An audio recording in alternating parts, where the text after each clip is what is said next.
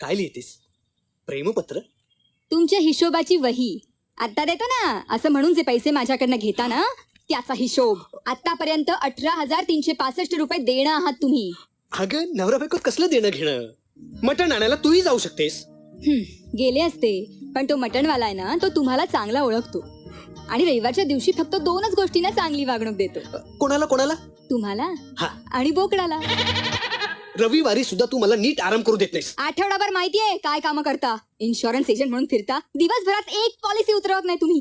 विचारलं तर उत्तर एकच. नाही ना. मार्च महिन्यात बघ 1 कोटीचं टार्गेट पूर्ण करतो की नाही. मग आपण पैशात खेळू. खरंच? तो दिवस अजून आला नाही. 6 वर्ष झाली संसाराला. माझी नोकरी मंत्रालयातली आहे म्हणून संसार चाललाय. शी, कंटाळा आला मला या संसाराचा. असं वाटतं घर सोडून निघून जावं. नाही ना, आपण या पलीकडे जाऊन विचार करायला हवा.